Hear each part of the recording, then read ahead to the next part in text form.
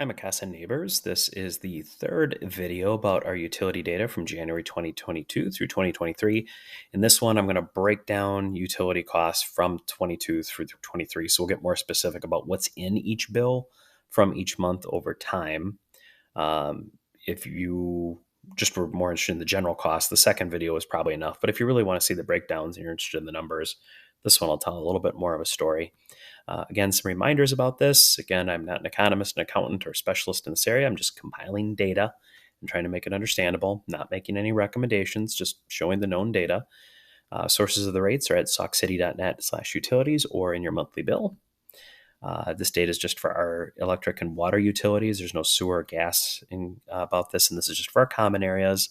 It has nothing to do with your units, electric, water, sewer, natural gas. You're going to pay for those separately. 2022's data is complete. 2023's data is through June. The very first video was about the utility bill and what it says. The second one was about our total costs. So it was a little bit more general about what we're spending and then which utility was coming from. This one, I'm going to break it down more by what's in the water bill, what's in the electric bill, and what's in the pond bill across every single month since January of 2022. So we're going to break those down. Here we go. So first off, let's start off with building electrical costs by month. Now, in the other two videos, I've mentioned that there's a lot of variability in the electrical costs. So it's really hard to predict this year to year. There's going to be four parts to this bill. And this is the same thing I showed in the very first video about what was in the bill. There's going to be that power cost adjustment clause. That's that PCAC that I've mentioned in the other videos that is highly variable and does play a role in our bill. And just as a reminder, this is either an extra cost or a credit given by the village based on the village's electrical usage. So if the village doesn't use as much electricity as what it costs them, then we get a discount. But if we use more than what it costs the village, then the village passes that on to all users, so everybody in the village. This is always public information, so you can always look that up before you even get your bill. But they only do it 1 month at a time. Usage, this is going to be charged at this particular rate. And then the building, there's a benefit charge, which as I was trying to work through it, this is the crazy little variable they use. It's not huge, but it does add to our bill. And there's always a base charge for our three-phase system. So if we break this down, back in January of 2022, this is the breakdown of our electrical bill. On the very bottom, that little blue, that's our base charge. That's for our meter. And if you look really carefully, that never changes. That is always the same. It's always going to be, I believe, it's $17. The red then is that public benefit charge. And this is all based on our usage. So if we don't use a lot of electricity, it's not going to get very big. But as you look at any of these, a lot of places you can't even see it when we used very little electricity. And then our high use months, it's very little. So it's not a huge cost for us. Usage is our biggest cost. So the more electricity we use, the more kilowatt hours, the more we're going to get charged. And that's about a dime per kilowatt hour. So you can see in here, our winter months are definitely where we're using more electricity, presumably probably for heating the hallways. And we know there's reasons for that. And then what you'll notice is the green then, that's that PCAC cost, that power cost adjustment clause that is variable and changes every month based on usage. So just notice those are not all the same shape, and sometimes they're bigger and sometimes they're smaller. So if we add in this year, this is what it looks like. And you should see some similarities. It's tallest in January, then it goes down a little bit in February, it goes down again in March. This year it went down quite a bit in April. Last year it was up quite a bit.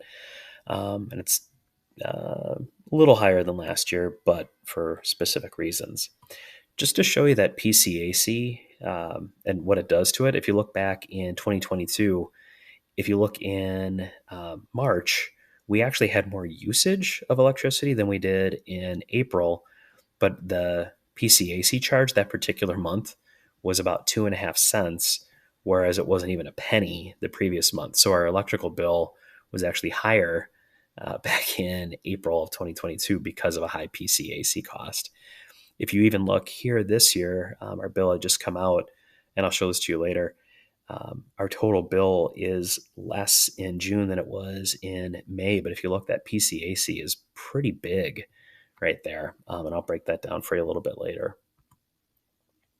So pond electrical costs by month in 2022, again, you'll see that baseline charge is always there, and that's because we always have a meter. And this one is charged at a little less than what our building is because it's a single phase, so it's less power coming in. It's only one wire as compared to three. You can again see a little bit of that red there, that public benefit charge. Again, very, very minimal, hardly noticeable. Yellow is where you notice the biggest usage here. So it looks like our biggest months seem to be July, August, September, at least as of last year. And then again, notice that PCAC charge, very variable, goes all over the place. If we add in this year, it looks like this year we didn't really start using much electricity or as much until May. Last year we started a little bit in April. We used a little bit more in May. June, this is interesting to me, is very, very low compared to last year. So we'll see once July comes in what it does. Again, just to show that effect of that PCAC rates.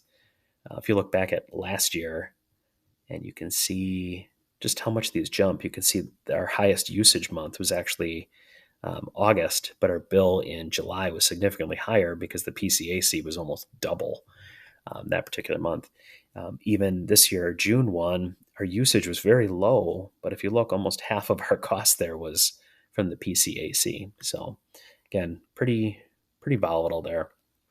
In case you're curious what that PCAC rate fluctuation has been, this is what it's been since 2022. And this goes from nothing to 2 cents to 4 cents up to 6 cents. We actually just recently had our highest PCAC in the last year and a half on our last bill in June. So about a nickel per kilowatt hour. But you can see the lowest we ever had was March of 2022.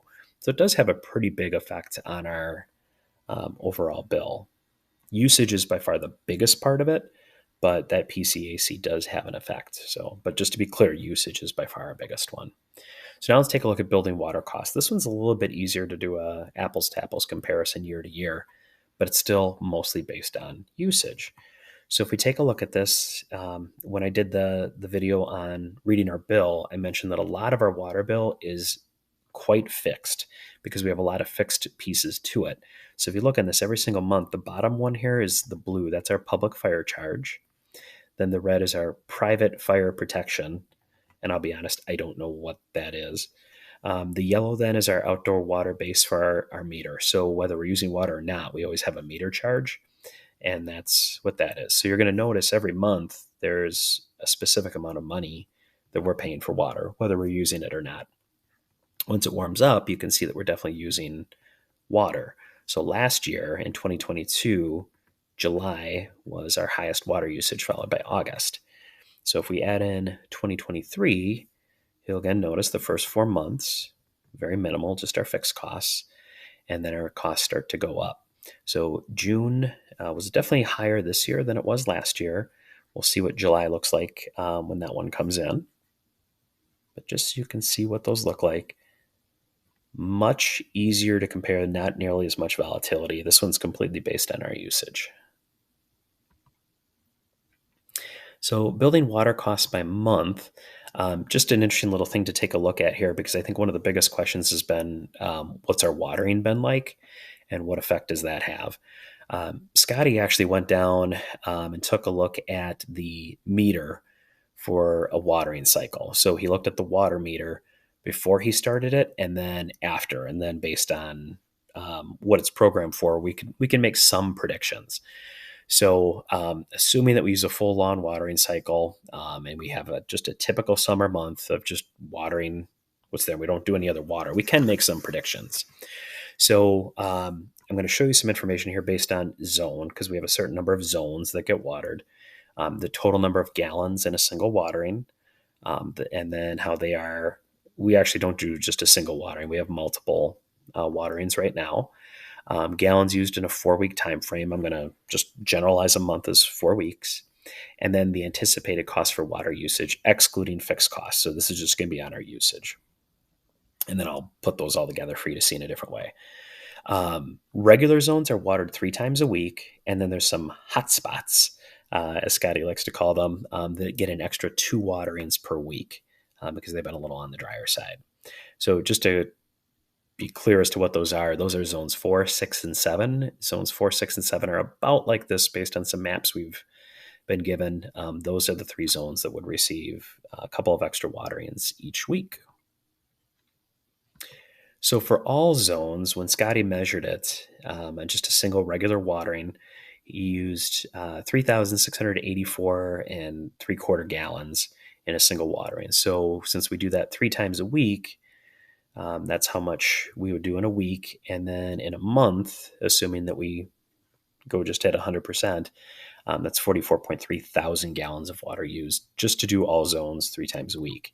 Now, those hot spots, zones 4, 6, and 7, they get an extra couple of waterings. And when you do all the math, that's an additional 13.5 thousand gallons.